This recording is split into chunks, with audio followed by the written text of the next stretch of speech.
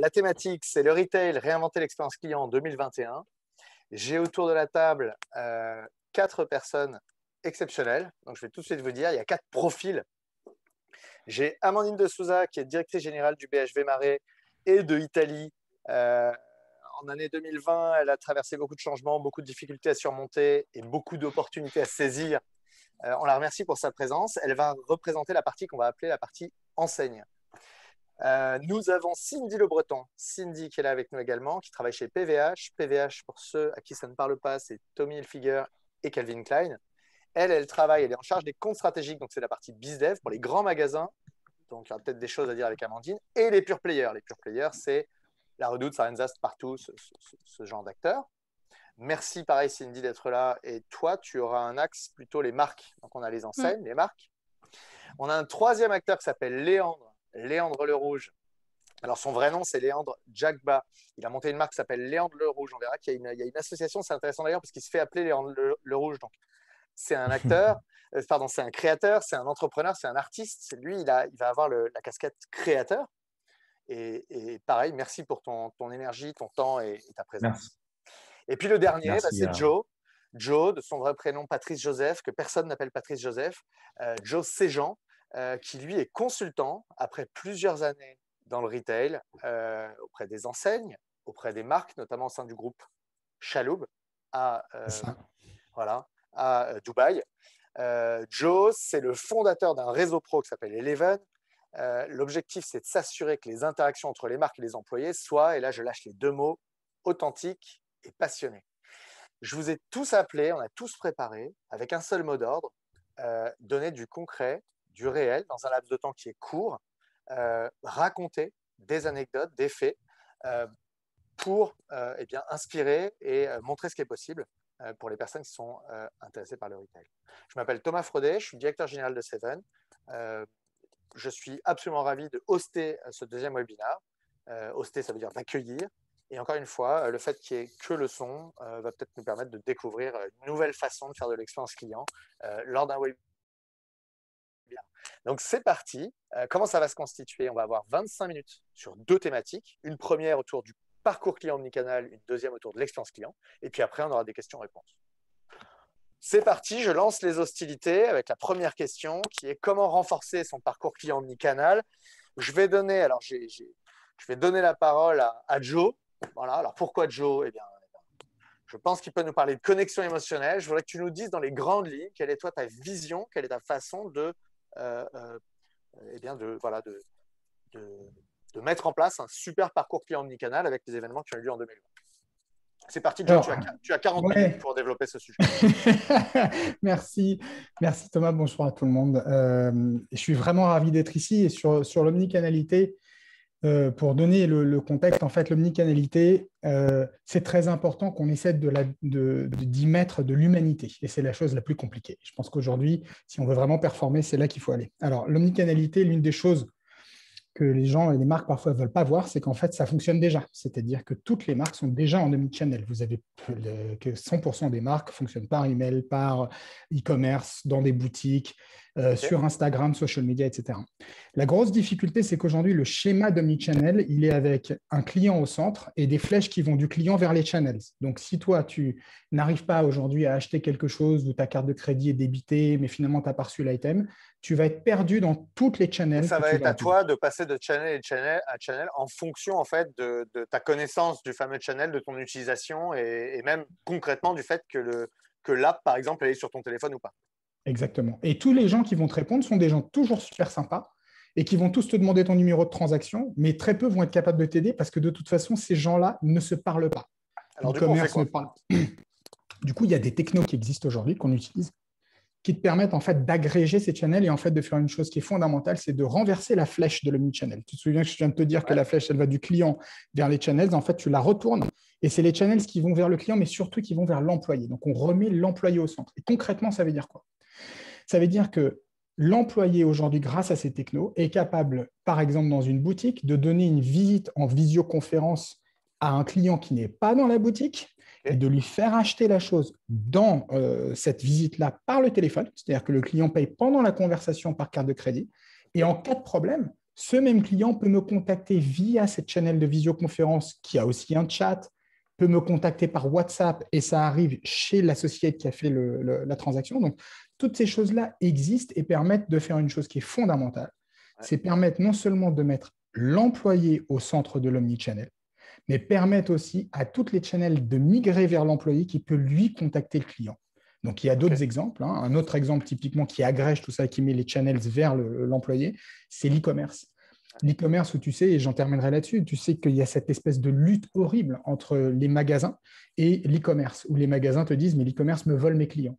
Aujourd'hui, c'est tout à fait possible et d'une manière absolument phénoménale d'avoir des visites e-commerce. Donc, tu es sur un site e-commerce, tu es dans ta découverte et tu peux avoir un pop-up avec une vidéo, mais d'un employé, pas de quelqu'un de contact center, où l'employé va te dire bah, « écoutez, là, je suis disponible, je suis avec vous. » Donc, quand il n'y a pas forcément de trafic dans la boutique, je peux me mettre dessus. Et je peux t'aider, je peux vous aider à aller sur cette transaction. Donc, toi, en tant que consommateur, tu lèves les mains du clavier. L'employé va t'aider à te guider là-dessus. Et alors, la belle merveille, c'est qu'on est passé, quand on a fait ces choses-là, d'une conversion rate de 2,5% à un conversion rate de 25%. Donc, quand on met de l'humanité, le message, c'est l'omnicanalité, ça marche. Quand on change les flèches, on met l'employé au centre et on met de l'humanité dedans. Voilà. Alors là, c'est très frustrant parce que j'ai envie de passer la parole à tout le monde. Amandine, tu vas me dire comment ça se traduit chez toi et ce que vous avez fait avec les smartphones et les vendeurs. Cindy, tu vas me dire ce que vous avez fait. Enfin, voilà, je donne la parole à qui veut. Léandre, on va parler de soleil et de Venice Beach juste après, ne t'inquiète pas. C'est parti. Bah non, Amandine, je si tu veux peux réagir. y aller, ouais. Vas-y. Bonjour à tous. Non, mais moi, je rejoins ce que Joe vient d'énoncer. C'est exactement ce qui s'est passé. En fait, 15 mars 2020, tout s'arrête.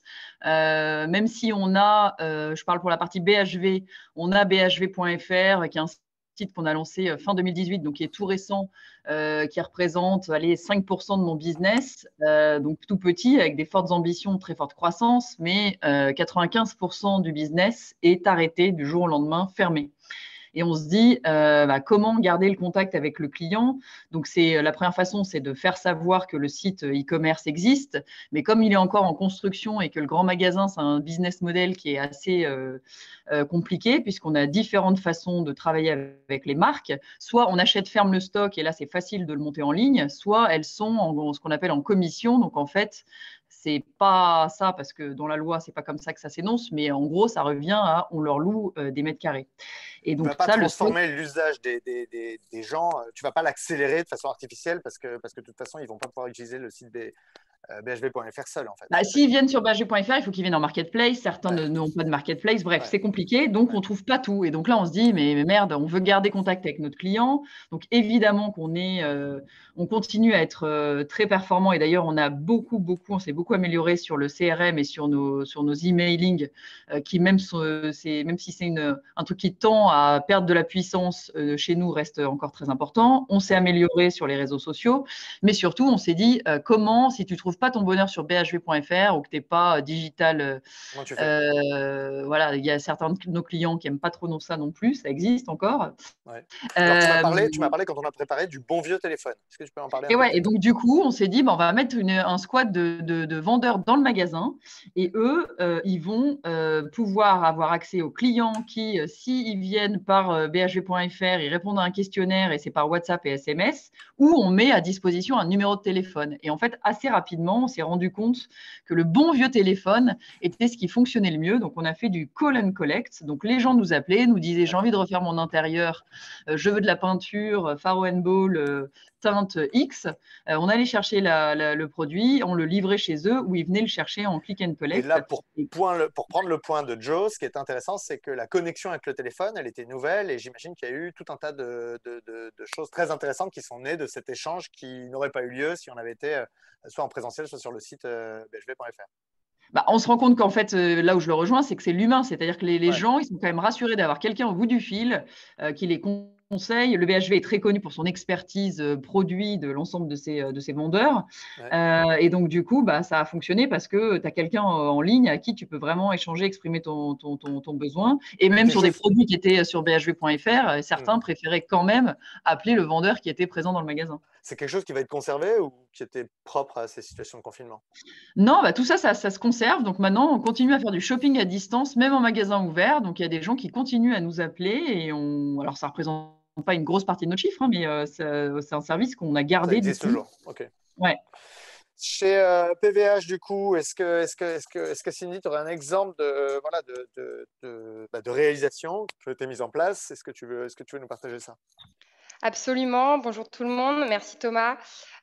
Moi, après cette année de confinement, d'enfermement, moi, je voulais revenir un peu au magasin, plutôt au magasin physique, et vous partager la petite anecdote, l'anecdote de la réouverture de notre flagship fin 2020, boulevard des Capucines à Paris. Donc, qui est sur le concept des Stores of the Future pour Tommy Hilfiger. Donc, l'idée étant en fait de miser sur le numérique en magasin pour créer une expérience client assez unique et stimuler un peu l'inspiration du consommateur. C'est la cabine d'essayage connectée, c'est ça? Exactement, tout à fait, avec… Alors c'est complètement dingue ce qui est en train de se passer. Je me permets de t'interrompre, Cindy, mais c'est le teaser, c'est-à-dire qu'on découvre les têtes des intervenants au fur et à mesure. Et là, on aurait voulu faire ça, qu'on n'aurait pas pu y arriver. Donc là, voilà, ça y est. Exactement. Ce sont de vrais êtres humains et vous n'êtes pas des bots. Voilà, vous me découvrez avec mon casque, mon magnifique casque, mon meilleur ami depuis 1 an et demi, avec le télétravail. Et oui, c'est ça, je voulais vous partager la petite anecdote de la première cabine d'essayage connectée en France, donc la Smart Fitting Room, qui en fait, quand le consommateur va en cabine d'essayage, donc la cabine reconnaît le produit et va suggérer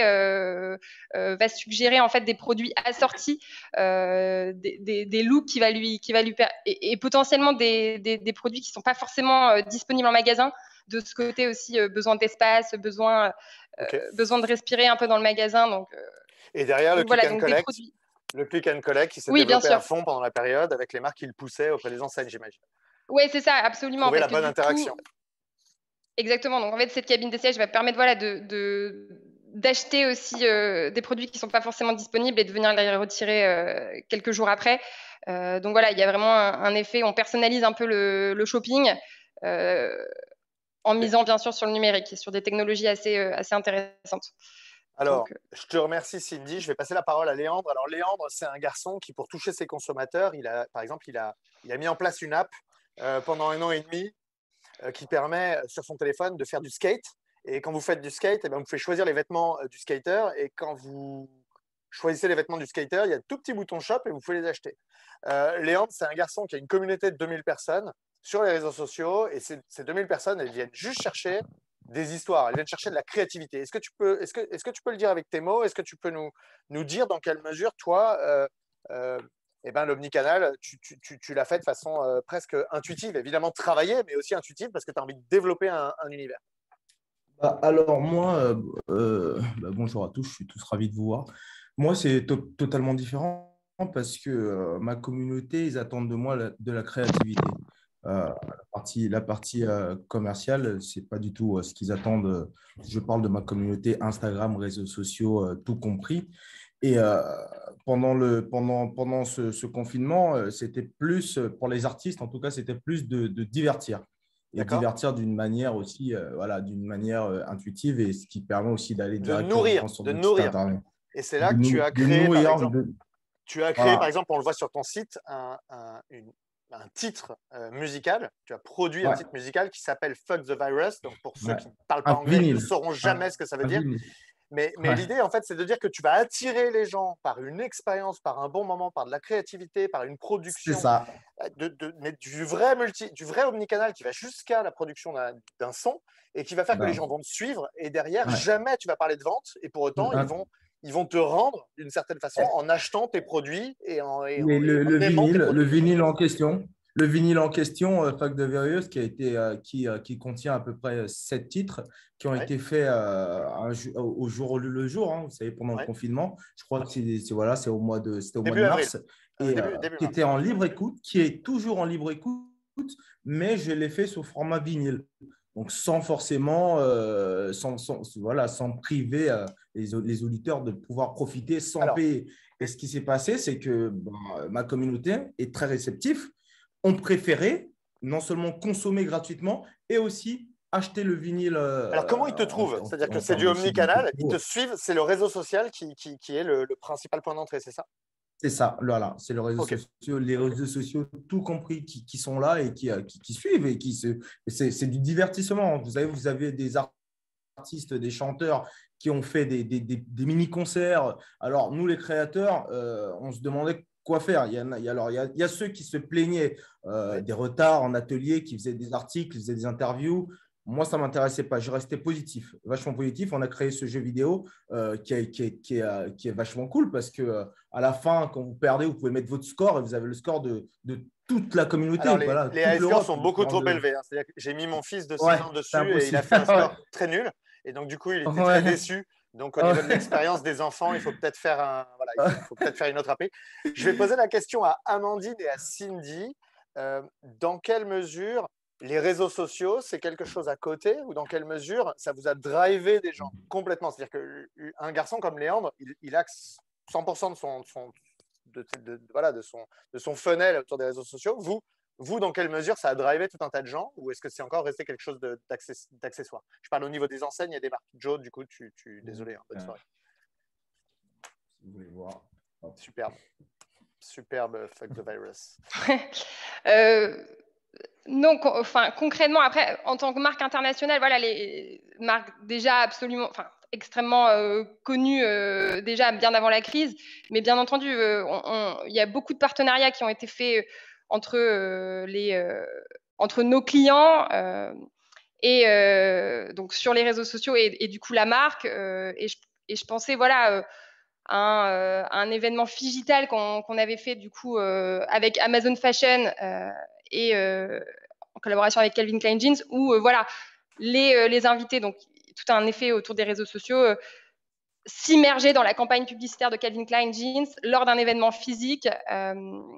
Et voilà, tout ça c'était relayé sur les réseaux sociaux et bien sûr ça accélère, voilà, tout le monde utilise les réseaux sociaux aujourd'hui, donc clairement c'est pas accessoire, si je peux répondre. Merci Moi, beaucoup. pour ma partie. Je vais passer la parole à Amandine. Alors, on vient de faire un point avec l'équipe technique. On hésite à revenir sans les visuels parce qu'il paraît que depuis qu'il y a les visuels, les gens écoutent moins. Voilà. Donc Amandine, vas-y. Non, sur les réseaux sociaux, pour moi, c'est vraiment un canal d'engagement de la communauté. Quand on a réouvert le magasin en mai l'année dernière, on ouvre avec une opération Marseille. Donc, on fait des thématiques assez fortes chaque année, à peu près 4 fois dans l'année.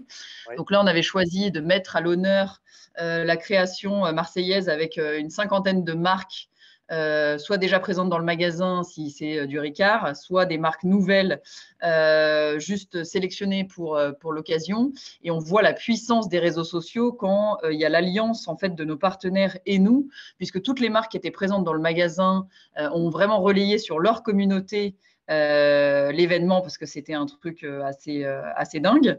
Et du coup, quand il y a cette association-là, c'est-à-dire le BHV seul, en fait, nous, on est juste une mise en avant de produits et de marques. Donc, le BHV seul, évidemment, peut engager par les choix qu'on va faire d'un point de vue éditorial ou même artistique parfois. Mais en fait, ce qui compte, c'est la communauté des clients d'un côté et de nos partenaires de l'autre. Et quand ces marques-là engagent elles-mêmes leur communauté, on peut faire des choses incroyables. Et donc, ces marques-là nous ont ramené des clients qui n'étaient pas forcément des connaisseurs du BHV, puisqu'on n'a pas de BHV à Marseille. Mais ça a vraiment pris et donc ça nous a permis d'un côté de recruter, mais surtout l'engagement, c'est-à-dire avec voilà, la complétion des vidéos qu'on peut mettre, avec le taux de réactivité des personnes quand on fait des posts. Donc on est hyper sensible à ça et c'est plutôt comme ça qu'on l'utilise. C'est pas un levier purement marchand aujourd'hui. En tout cas, on ne le voit pas comme ça, mais sur la partie engager la communauté et tenir au courant de ce qu'on fait, évidemment, c'est hyper important. Merci Amandine. Euh, si on a décidé de réunir ce panel avec des gens si différents, c'est aussi parce qu'on se dit que ça peut faire germer des idées. Et ce qui est amusant, c'est que si je devais choisir que trois personnes, je ne sais pas qui j'enlèverais en fait. C'est-à-dire que vous avez vraiment chacun votre rôle en vrai de vrai. Enfin bon, ce qui est sûr, c'est que je garderai Joe. Alors, je me permets d'embrayer sur la deuxième partie. La deuxième partie, alors, déjà, je m'adresse à tous ceux qui écoutent et qui participent. Il y a déjà des questions qui ont été envoyées, donc merci. Vous pouvez continuer parce que dans 8 minutes, 9 minutes, on basculera sur une deuxième partie où je prendrai les questions. Donc ça, vous pouvez le faire. La deuxième partie, alors elle est très liée, c'est vraiment la suite. On l'a intitulée Conserver une étroite relation avec ses clients. Le mot important, c'est le mot de relation. Donc là, ce que je vous demande, c'est vraiment la notion de personal shopper, c'est-à-dire comment vous avez réussi à développer, à outiller, à transformer vos personnes. Il y a aussi le fait que nous, Seven, on est une boîte de formation, donc on accompagne beaucoup d'organisations à faire ça.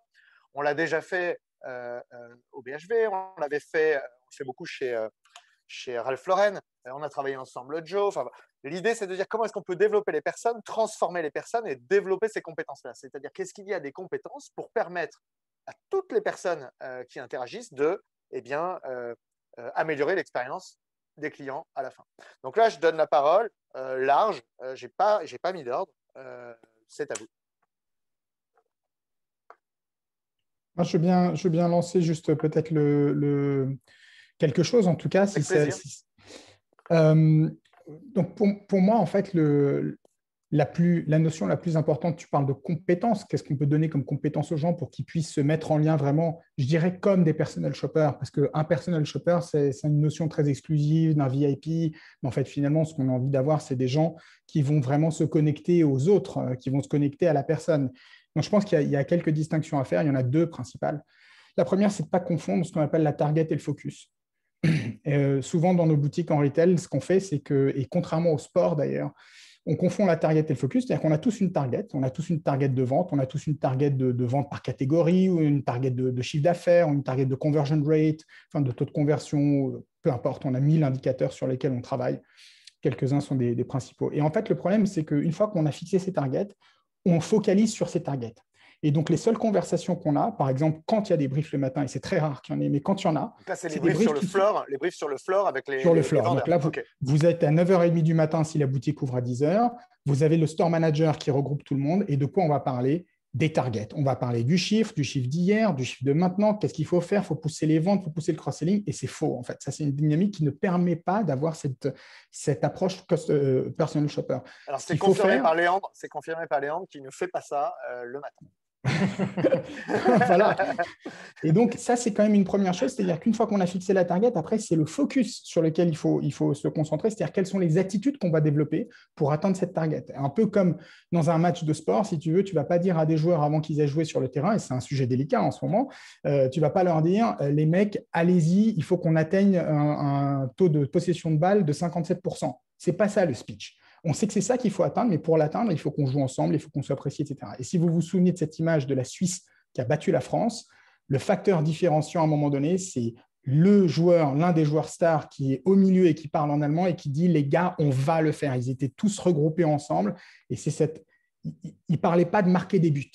Ils parlaient d'y arriver ensemble. Donc, le focus était sur le mindset et la behavior, donc l'état d'esprit et l'attitude. Ça, c'est la première chose qu'il ne faut pas confondre, c'est target et focus. On a une target et après, on se focalise sur les behaviors. La deuxième chose, c'est que quand on est sur le shop floor, c'est-à-dire que vous rentrez sur le shop floor, ok, vous voulez avoir des gens qui ne vous regardent pas comme un porte-monnaie ambulant. Donc, cette approche, et c'est une approche c'est un switch qui paraît très simple à faire, mais qui ne l'est pas. C'est-à-dire aider les gens à se dire, vous n'êtes pas là pour vendre. Vous êtes là pour vous connecter à des gens. La vente est la conséquence de la connexion, en fait. Exactement. La vente sera la conséquence de la connexion et vous êtes là pour vous connecter. Et c'est pas, tu me confirmes, et vous allez me confirmer là-haut, que c'est pas fin. C'est-à-dire que c'est pas une tactique. C'est-à-dire que c'est vraiment la vente sera une conséquence de bonne qualité de la relation que tu vas construire. Mais sinon, Thomas, les taux de conversion dans les boutiques seraient à 99%. Les taux de conversion en moyenne dans les boutiques vont entre 2, on ne dit jamais 2%, c'est la honte, mais bon, avec à peu près 10%, on dit pour se faire plaisir. Il y en a qui font plus, il y en a qui font moins. Donc, effectivement, la transaction est la conséquence d'une relation. Et ce qu'il faut expliquer aux gens, c'est aller rencontrer les autres et n'allez pas vendre vos produits. Bien sûr que les gens sont là pour vos produits. Quand ils vont au BHV, ils ne viennent pas pour acheter une voiture. Ils viennent pour voir des produits qui sont dans le BHV. Donc, je pense que c'est ces deux confusions-là qu'il faut essayer d'éviter. Target et focus, il faut faire les distinctions. Et voir des gens comme des porte-monnaies ambulants ou comme des personnes, ça, c'est une autre distinction qui permet d'avoir cette démarche de, je dirais, shopping personnel ou d'expérience personnelle. Voilà. Merci, Joe. Alors moi, personnellement, je suis complètement convaincu par cette logique qui n'est pas transactionnelle, mais qui est conversationnelle. C'est-à-dire que voilà, ce sera une conséquence. Est-ce que je peux… Vas-y, Léon. Ouais. Non, mais c'est super ce qu'il dit parce que c'est totalement ça que j'ai été personal shopper et moi, j'ai très vite quitté ce métier parce que le facteur humain ne collait pas forcément avec mes dirigeants, mes directeurs parce qu'ils ne comprenaient pas qu'on était tout avant des psychologues parce que les gens viennent vous voir et vous racontent leur vie. Il faut vachement leur mettre dans un nuage de sécurité. Voilà. Moi, je pense que c'était très, très important et ça finissait par aboutir par une vente. Mais à la base, quand il vient, c'est un lieu de bien-être. Comme quand on va se faire les cheveux, comme quand on va se faire… Les femmes, quand elles vont à un endroit, elles savent qu'elles vont passer un moment agréable et non commercial. Et moi, je le fais déjà avec mon site internet. Quand vous y allez, vous avez la rubrique jeux, vous avez la rubrique musique, vous avez la rubrique divertissement. En fait, j'ai créé ça parce que je voulais que d'abord, la personne vienne pour passer un moment agréable. Ensuite, on sait très bien pourquoi on est là. On est là pour vendre, on est là pour vivre. Mais d'abord, l'humain, c'est très, très important. Et ce qu'il disait, c'était… Ton prisme à toi, c'est de faire ce que vient de… agréablement. Ton prisme c'est exactement ce qu'il fait, mais moi, je le fais de manière avec digitale. la créativité. Voilà, je le fais de manière… Voilà, avec ma créativité. Digital plus créativité. Et ça marche vachement parce que je sais très bien que ma communauté, que ce soit en boutique, parce que je fais toujours, on appelle les boutiques, mes équipes appellent pour savoir qu'est-ce qui attire chez Léon Leroux. En passant, tu as 17 boutiques à Bordeaux, tu es sur Bordeaux. C'est d'abord le designer, ce qu'il apporte lui, ce divertissement. C'est ça, en fait. C'est un peu ce qu'il essaie de dire Passe tout à l'heure. la parole à Je Cindy. trouve ça vachement juste et agréable à entendre. Je passe la parole à Cindy. Je rythme un peu parce que voilà, c'est voulu. On veut vraiment garder un rythme. Merci, Léandre. Cindy, si tu veux faire un petit point là-dessus. Et puis, Amandine, tu auras le mot de la fin. Après, on passera sur les questions des gens. Le temps file. Le temps file parce que vous avez des choses intéressantes à dire. Merci. Cindy, à toi.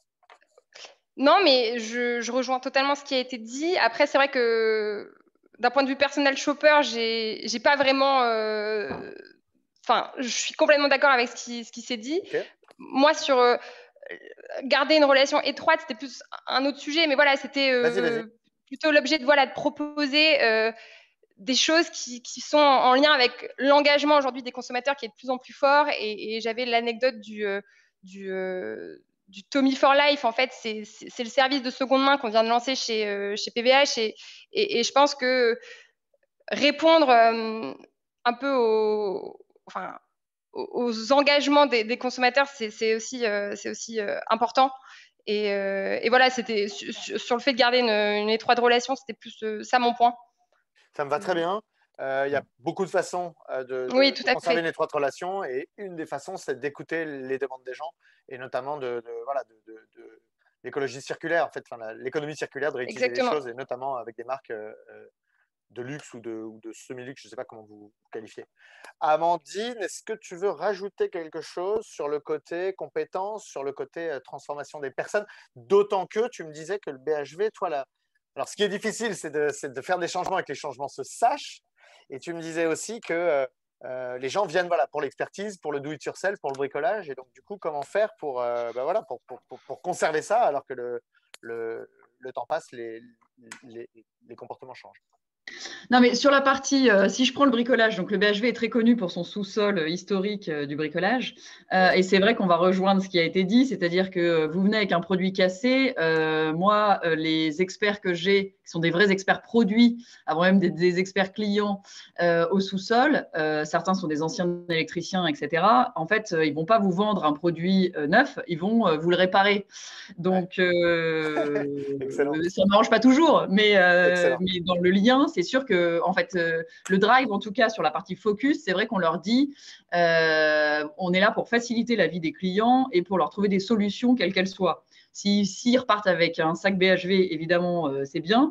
Mais si c'est de la prolongation de vie parce que vous êtes capable de le réparer, bah, réparez-le.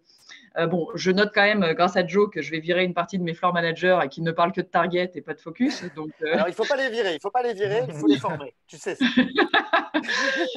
Non, et non, après, ce qu'on a comme quand même sur l'humain au cœur, c'est-à-dire qu'on vient au BHV pour ces gens-là qui apportent les solutions. Maintenant, les solutions, parfois, il y a quand même de la rupture en magasin.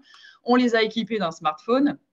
L'outil ne faisant pas tout, c'est l'homme qui compte ou la femme, évidemment, au cœur du dispositif d'un magasin physique, parce que sinon, en tout cas, c'est l'arme la principale qu'on a contre enfin, pas contre, mais en tout cas contre le e-commerce quand même, en tout cas de donner des raisons de venir. Et quand le produit est en rupture, ils ont un smartphone. Thomas, tu viens, tu veux acheter une paire de chaussures en taille 42 et on n'a plus 42 dans le magasin, mais on l'a sur l'entrepôt ou on l'a sur bhv.fr. Je peux te le commander grâce à mon smartphone. Tu vas être livré chez toi ou tu vas venir le chercher en click and collect le lendemain. Mais là, il y a une conduite du changement à faire avec les profils de mes vendeurs qui est hyper importante parce que, en fait, comment on gère l'outil de clienteling où je suis en chat avec potentiellement un client à distance, le client qui est en face de moi, la commande additionnelle si le produit n'est plus là. Et ça, c'est des sujets sur lesquels il faut investir beaucoup pour que la seule, en fait, moi, mon seul sujet, c'est de jamais dire non aux clients. Mais ça passe par de la conduite de changement qui est très, très forte, surtout que le mindset a changé. Joe, je sais que. Alors, je ne sais pas si on peut citer les marques, je vais le faire. Si tu te mets à faire des grands bruits, j'arrêterai. Mais je sais que tu le fais pour Versace, je sais que tu le fais pour des grandes marques de luxe, en fait. Et donc, comment tu fais concrètement pour aborder cette transformation? Est-ce que ça vient Est-ce que c'est que les équipes sales? Est-ce que c'est la direction? Est-ce que c'est comment tu vois les choses? Alors, et ça, je l'ai pas appris, je l'ai pas appris parce que c'était marqué quelque part. Je l'ai appris parce que je me suis planté plein de fois. Et puis, si la tête ne veut pas, ça sert à rien. Ça ne sert à rien. C'est-à-dire que s'il n'y a pas un GM ou un CEO ou un Head of Retail, oui, alors, s'il n'y a pas le buy-in, c'est-à-dire comment on dit buy-in en français? On ne dit pas. Le sponsorship complet, c'est toujours un mot anglais, désolé, j'ai du mal. De la tête, ça ne sert à rien. L'engagement, en fait, comment tu dis? Le soutien, le support. Ouais, le soutien, voilà, le soutien, mais même c'est vraiment le sponsorship. La volonté. La personne à la tête doit vraiment être à la source de ça. Ça, c'est une première chose. La deuxième chose, c'est d'avoir conscience en fait de ce que ça va impliquer. C'est-à-dire qu'il y a une chose qui est souvent pas forcément su, c'est que tout changement est très compliqué au niveau émotionnel. Il y a une femme extraordinaire qui s'appelle Elisabeth Kubler-Ross, que plein de gens connaissent, que tu connais certainement, Tom, et d'autres, qui décrit un peu la courbe du changement. Et en fait, elle a travaillé beaucoup sur le deuil. Et en fait, le changement, c'est une espèce de deuil. Et il y a 5 étapes qui ne sont pas linéaires, mais qui sont toutes négatives, sauf la dernière. Donc, le changement, c'est très difficile. Voilà, c'est très compliqué. Mais c'est tout à fait gérable et c'est tout à fait faisable, mais il faut traiter cet aspect émotionnel. Et donc, le dernier truc que je dirais, c'est quand tu veux faire une conduite de changement, surtout à un niveau global, tu commences par des sites pilotes ou des endroits pilotes, même dans des grands endroits, tu commences par des équipes, etc. Et il y a 2 choses qui importent énormément, c'est le temps et la conversation. C'est-à-dire qu'il faut avoir la même conversation sur une durée assez longue. S'il n'y a pas ce maintien de la conversation et du sujet qui est important pour nous, c'est-à-dire, par exemple, approcher les gens comme des gens. Ça, c'est un vrai sujet de changement. Donc, je vais approcher les gens et je ne vais pas leur demander juste tout de suite qu'est-ce qu'ils veulent acheter ou qu'est-ce qu'ils veulent machin, mais je vais essayer de comprendre comment ils vont, d'être agréable, de les voir différemment. Ça, c'est un vrai sujet. Il faut que cette conversation perdure dans le temps. Sinon, il n'y a pas de changement de mindset. Tout ce qu'on cherche aujourd'hui, et je conclue là-dessus, c'est le changement de behavior. C'est le changement d'attitude, en fait, qui est le plus compliqué à avoir. Voilà. Est-ce que vous pensez que ce n'est pas plus simple, et je pose la question comme ça, après on va passer aux questions, est-ce que vous pensez que ce n'est pas plus simple de prendre un axe complètement nouveau, comme par exemple la créativité. Et là, je prends, comme par exemple, vraiment quelque chose de nouveau pour que les gens puissent changer. C'est-à-dire que est-ce que c'est pas plus simple de dire maintenant on va le faire d'une façon complètement nouvelle plutôt que d'essayer de changer par rapport à un ancrage qui a été fait et qui fait que c'est toujours très difficile de changer ses habitudes. Je pose juste la question parce que je trouve que l'apport de Léandre, c'est quand même de dire voilà, moi je vais faire différemment, sauf qu'on sait très bien que si Léandre Le Rouge ça se met à cartonner, dans pas longtemps il aura les mêmes problématiques que toutes les marques qui se sont développées. Donc c'est une question que je vous lance, c'est-à-dire que pour faire cette transformation, en tout cas il faut se poser la question du AO et c'est pas évident, avec en plus évidemment le soutien et le support de la direction. Si quelqu'un veut rebondir là-dessus, il peut, et puis après on passe aux questions.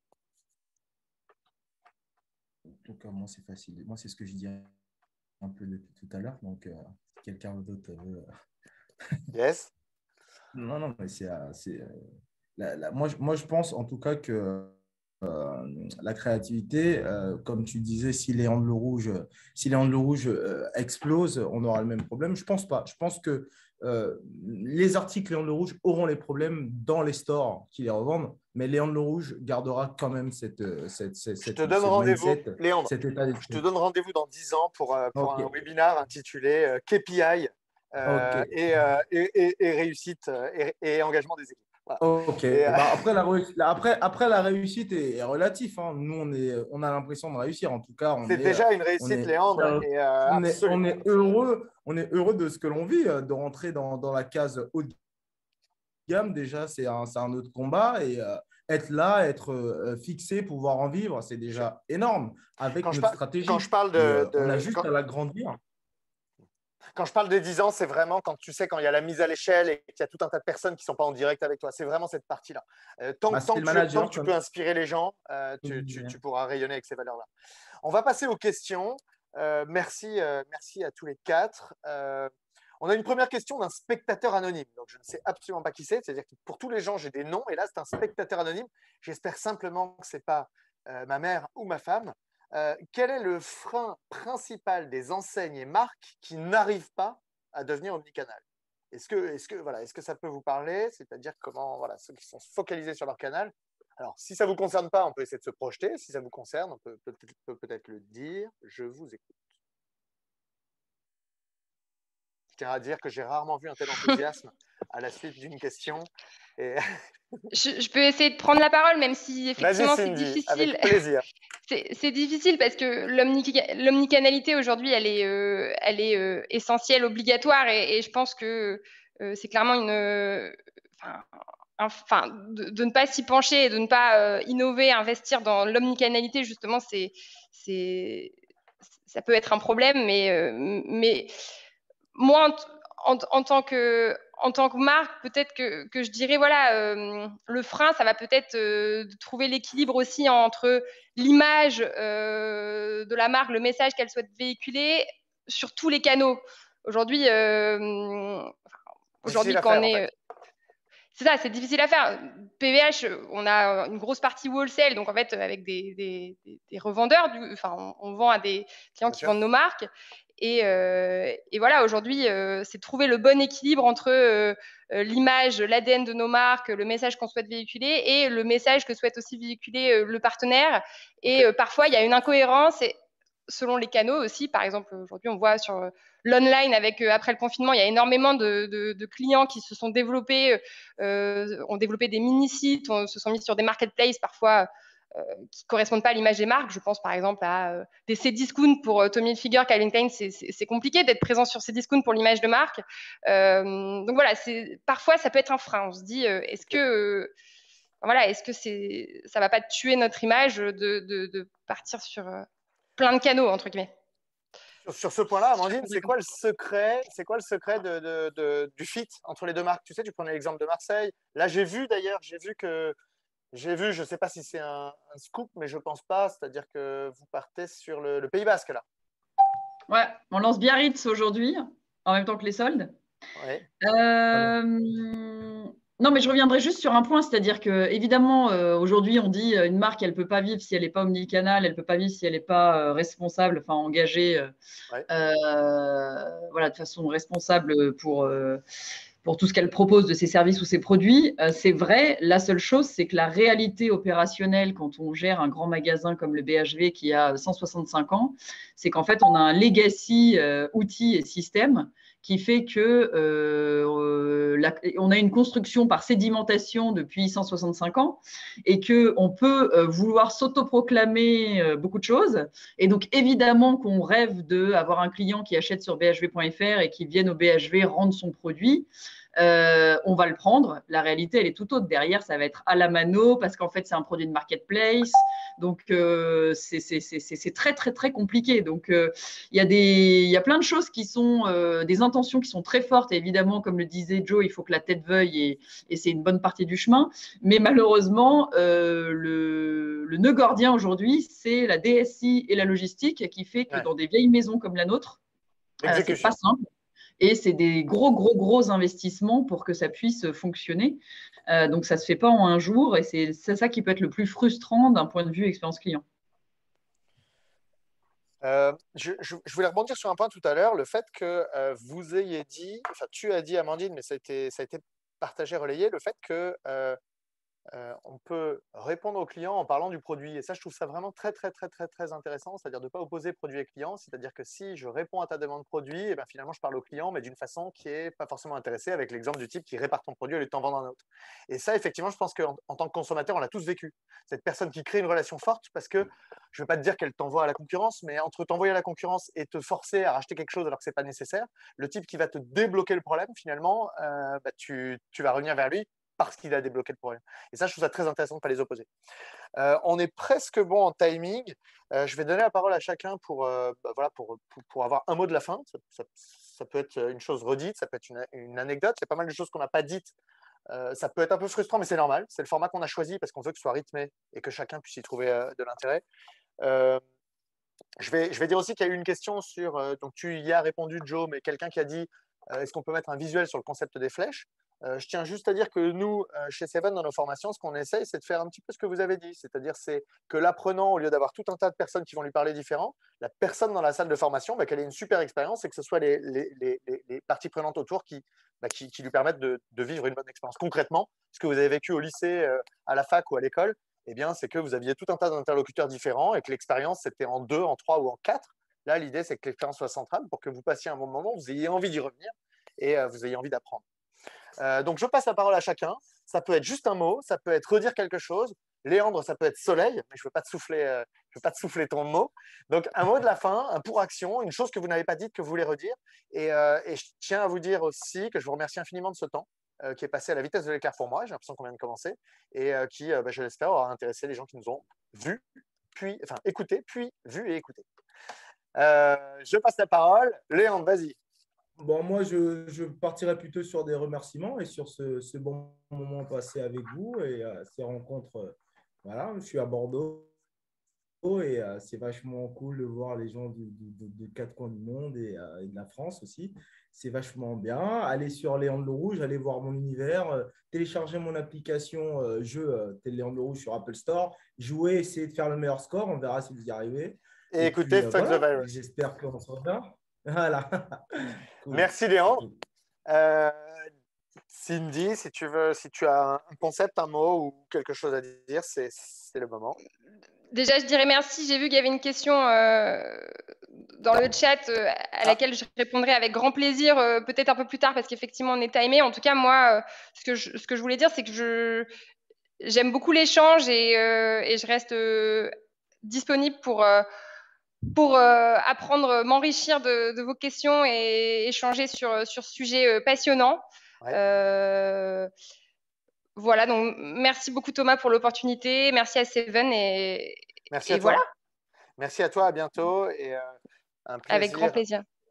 Joe, Amandine, c'est à vous, c'est pareil, un petit mot, une petite synthèse ou reprendre juste quelque chose qui est important pour vous, un message clé. Non, merci, moi vraiment un grand plaisir de vous connaître, Léandre, Cindy, Amandine, et puis d'avoir les questions. Oui, bien sûr, disponible pour discuter après, parce que c'est toujours un temps assez court, donc on est dispo. Je pense qu'à travers vous, tout le monde peut nous contacter facilement, à travers toi, Thomas ou Yaya. Pour moi, la clé, c'est l'humain. Et l'humain, c'est ça la clé de tout ce qu'on fait. C'est-à-dire, quand on parle d'omnicanalité, c'est de se dire, si vous voulez que ça marche, prenez juste les channels que vous avez sans forcément essayer d'en augmenter et mettez plus d'humain dedans. Et ce n'est pas toujours évident.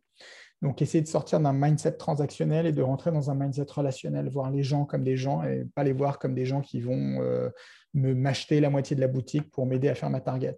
Et ça, pour moi, c'est un peu la clé d'une nouvelle croissance, d'une nouvelle sustainability, quelque chose de beaucoup plus puissant qui amène tellement plus que les ventes et qui amène en plus beaucoup plus de ventes. Donc, quand on remet l'humain et qu'on se connecte émotionnellement aux gens, il y a des choses magiques qui se passent. Et moi, c'est pour ça que je me lève le matin globalement. Donc, merci beaucoup pour cette opportunité. C'est ça que c'est amusant parce qu'effectivement, ça amène plus de chiffres et ça amène aussi plus de plaisir. C'est-à-dire que c'est aussi ce qui donne du sel au métier. Absolument. J'ai vu dans le chat que j'ai loupé une question incroyable avant de laisser le mot de la fin à Amandine. J'ai loupé une question de Jérémy Borot que je salue. Jérémy Borot de Natixis Paiement que je salue. Il nous dit, on prend l'exemple de Cdiscount, c'est un bon exemple. Pour les marques, attendent-elles des pure players online au sens que peuvent faire ces acteurs de plus dans les 3 à 5 ans à venir pour créer une expérience de quasi-magasin? Et effectivement, l'expérience de quasi-magasin online, c'est un gros sujet. Alors là, je suis en train de faire une erreur majeure, c'est-à-dire de relancer un sujet important alors qu'on est en train de conclure. Mais je tiens à dire qu'on va faire comme a dit Cindy, c'est-à-dire qu'on va préparer une réponse qu'on va envoyer à Jérémy et qu'on publiera sur notre LinkedIn de façon à ce qu'on ne reste pas là-dessus. Je m'en excuse, Jérémy. Amandine, tu as le mot de la fin. C'est parti. Non, mais ils seront toujours certainement plus efficaces et plus performants et avec une offre plus large et plus. Mais ce qu'ils n'auront pas, c'est en effet les hommes et les femmes. Moi, je fais ce métier du retail parce que il y a entre 7 000 et 70 000 personnes qui passent les portes de Rivoli chaque jour. Il y a 3 000 personnes qui travaillent, alors pas au même moment, mais dans le magasin entre mon personnel et le personnel des marques partenaires. Et que justement, ce qu'on cherche à faire, c'est à connecter ces deux populations. Donc voilà, et ce côté-là, quoi qu'on en dise, l'e-commerce pourra beaucoup de choses, mais ne l'aura jamais, et on arrivera à un plateau où bien sûr qu'ils ont encore plein de parts de marché à gagner, mais ils ne prendront pas l'entièreté du gâteau, c'est certain. Donc dans les mots, je dirais qu'il y a cette proximité-là qui est hyper forte. Moi, je pense que la crise qu'on a traversée, elle nous demande d'avoir beaucoup plus de proximité avec les marques partenaires, avec les clients. Donc comment on est dans cette proximité étroite. Et puis, on n'a pas parlé de ça, mais juste pour ouvrir le champ des possibles, je pense que dans les tendances de fond pour votre prochain webinaire, c'est tout le sujet de la gamification. On a parlé de la créativité, mais c'est vrai que en fait, ce qui fonctionne bien aussi, c'est si on prend un peu tout ça comme un jeu. Et donc, voilà, on joue au jeu du marchand et de la marchande. Et ça passe beaucoup plus que par juste l'acte transactionnel. Et c'est vraiment ça qui fait que ce métier est très simple et à la fois hyper complexe. En guise de conclusion, je vais vous dire 2 choses. Je vais vous dire qu'effectivement, je pense que l'année 2020, elle a fait prendre conscience à tout le monde de ce que c'est qu'un lieu. Et je trouve ça génial parce que ça pose la question du lieu de l'école, du lieu de la transaction, même du lieu de travail.